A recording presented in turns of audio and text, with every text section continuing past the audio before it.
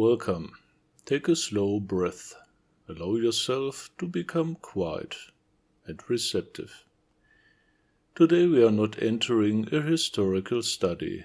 We are entering a field of consciousness, a living current of spiritual power, discipline, devotion, and mastery.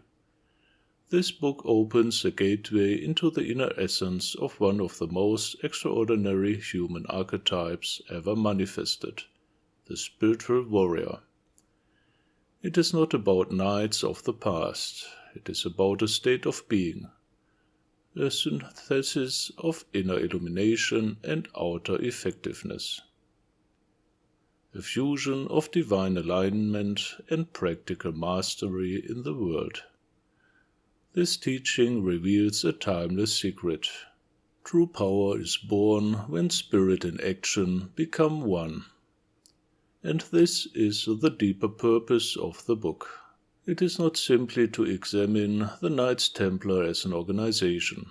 It is to reveal a universal principle of success, mastery, and conscious leadership that applies to every era, including ours. The Templars represent a living example of what happens when the human being becomes fully integrated, spiritually devoted, mentally clear, emotionally stable, physically disciplined, completely aligned with a higher purpose.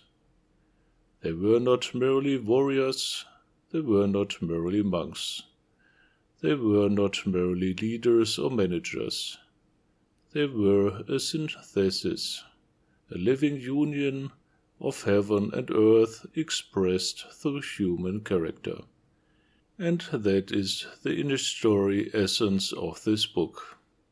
When you enter this teaching, you begin to see that the path it reveals is an inner journey, a movement from fragmentation toward unity. Most people live divided lives. Their thoughts go one way, their emotions another. Their actions follow impulses, fears, or desires. Their goals are often disconnected from meaning. The Templar principle dissolves this fragmentation.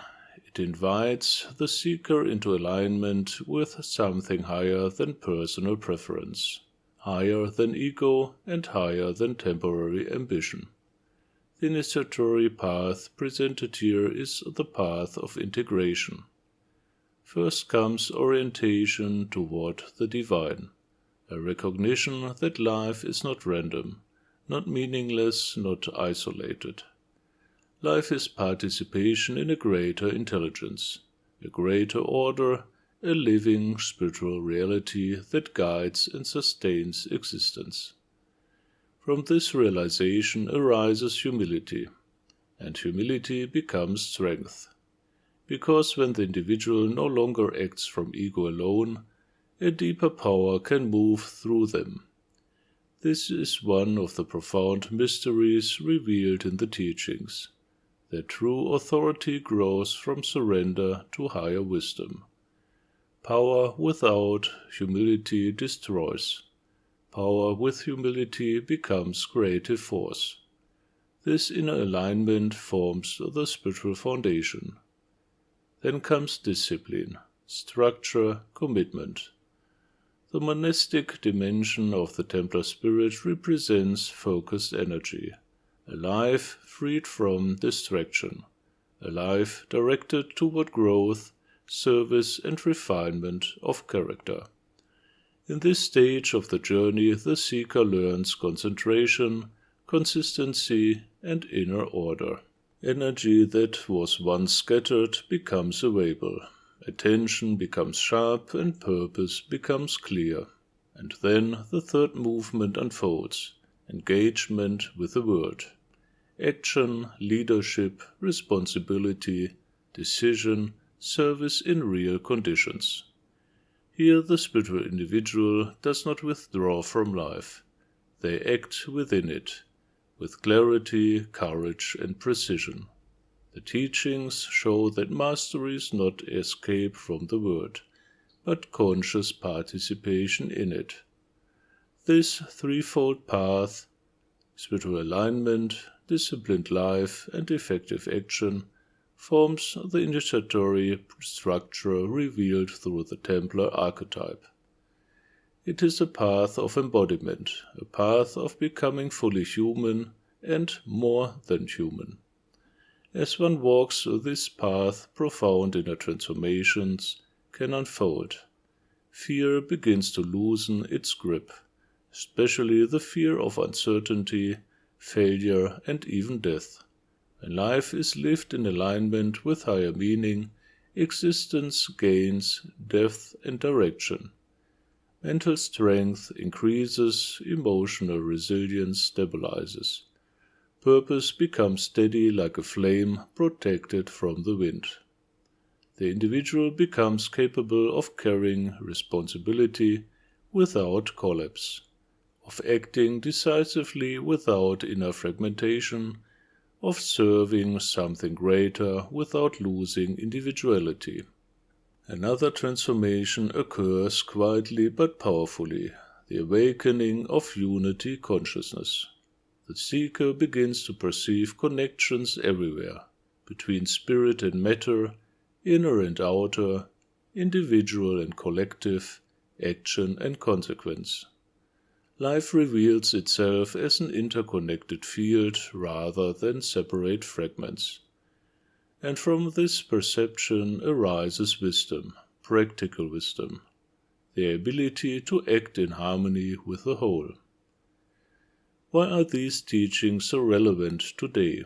Because modern life is powerful but often uncentered. We possess technology, information, speed and influence, but many individuals lack inner stability, meaning and direction. Leadership is often intellectual without being rooted in character. Efficiency exists without deeper purpose. Power appears without responsibility.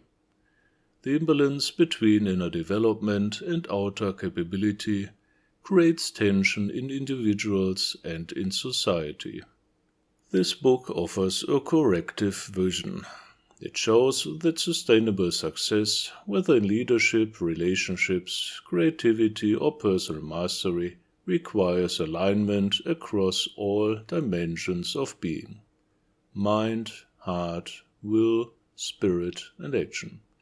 It proposes a holistic model of excellence, not dominance but mastery, not control but alignment, not ambition alone, but service guided by wisdom. In this sense, the Templar principle is not historical nostalgia. It is a blueprint for the evolution of human consciousness. Who is this teaching for? It is for seekers who feel that life must hold deeper meaning than survival and achievement alone. It is for leaders who sense that authority without inner grounding is incomplete. It is for those who want to unite spiritual realization with practical effectiveness. It is for individuals who feel called to embody strength without hardness, discipline without rigidity, devotion without withdrawal from life. And it is especially for those who are ready to grow beyond the fragmented identity of modern culture into integrated presence. Ultimately, this book supports awakening by restoring wholeness. It reminds the reader that spiritual realization does not oppose worldly effectiveness. It empowers it. It shows that mastery of life arises when the inner world and outer world reflect the same order. It reveals that conscious evolution is not accidental. It is cultivated, practiced, embodied. And perhaps most importantly, it invites you to become a living bridge between the divine and the practical, between vision and manifestation, between higher purpose and everyday life. This is the true initiatory transmission. If you feel resonance with what has been opened here, then approach the book not as information, but as a companion on the path.